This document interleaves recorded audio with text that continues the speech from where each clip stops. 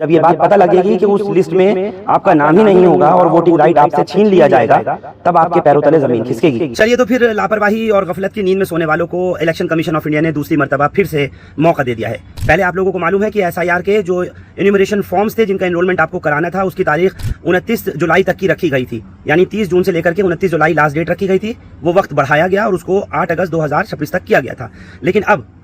5 तारीख लगने को है, अब से लेकर के टाइम बढ़ा करके 17 अगस्त 2026 तक का वक्त तय किया गया है। लेकिन मैं फिर कहता हूँ, जिन लोगों ने अभी तक अपना इन्यूमरेशन फॉर्म नहीं जमा किया, बीएलओ के पास नहीं जमा कराया, ना ही ऑनलाइन उसको फिलअप किया फॉर्म को, उन लोगों के लिए चाहे कितने ही मौके मिल जाएं, मैं ये समझता हूँ कि ये वक्त भी उनको कम लगेगा। जो अभी भी गफलत की नींद सो रहे हैं, जो अभी भी पूरी तरीके से लापरवाह हैं, मैं उनको फिर कहना चाहता हूँ कि आप लोग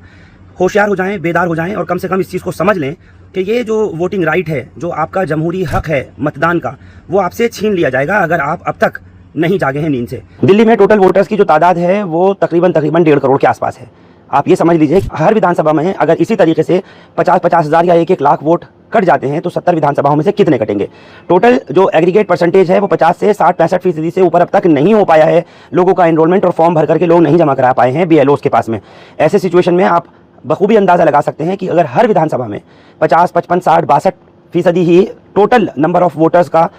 अपडेट होता है या फिर उन्हीं के फॉर्म जमा होते हैं, उन्हीं का नाम डिजिटाइज होता है, अपलोड होता है, तो बाकियों का क्या होगा? यानी अंदाज़ा कीजिए कि अगर 1 लाख वोटर्स में से 60,000 के नाम इन लिस्ट होते हैं और 40,000 नाम कट जाते हैं, तो इस तरीके से पूरी दिल्ली के अंदर 70 विधानसभाओं में total number of population of voters में से अगर नाम कटेंगे तो कितने लाख वोटर्स जो हैं वो अपने हक से महरूम हो जाएंगे। गफलत की नींद में सोने वालों, आपके लिए जितनी भी डेट्स बढ़ा दी जाएं उतनी कम है। और ऐसा लगता है कि इलेक्शन कमीशन ऑफ इंडिया, क्योंकि अब डेटा बहुत ज़्यादा कम एनरोल हो रहा है, लोग रजिस्टर कम करा पा रहे हैं अपने नामों को इन लिस्टों में, उन फहरिस्तों में, तो लगता है कि और ज़्यादा अब ढिलाई बढ़ती जाने लगेगी और लोग सोचेंगे कि जब टाइम पे टाइम और तारीख पे तारीख बढ़ रही है तो अब और आगे बढ़ जाएगी, हम आराम से करा लेंगे, आराम से सो के जग जाएंगे। बहरहाल इलेक्शन कमीशन ऑफ इंडिया ने इस डेट को आज फिर से रिवाइज किया है और एक नया शेड्यूल जारी किया गया है। उसके बाद फिर जब 17 अगस्त 2026 को आप लोग अपना फॉर्म जमा करा देंगे, तब फिर 24 अगस्त 2026 से लेकर के 23 सितंबर 2026 तक ऑब्जेक्शन, क्लेम्स, गलतियां, जिसको भी करेक्शंस वगैरह करानी है उसका टाइम होगा। उसके बाद फिर 22 अक्टूबर 2026 तक जो भी कुछ करेक्शंस एंड एरर्स और ऑब्जेक्शंस होंगे,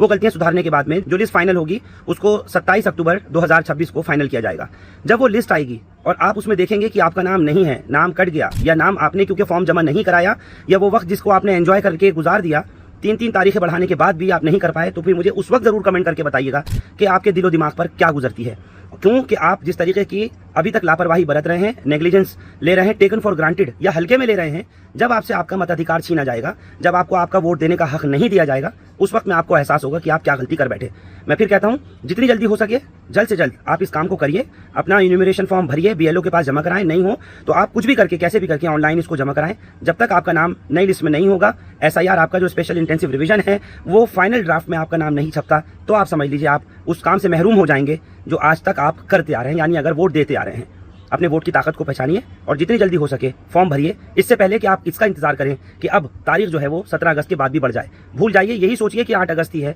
लेकिन क्योंकि अब अगर टाइम बढ़ाया गया है तो वो इसलिए नहीं कि आप लोग फिर से गफलत में ही सो जाएं।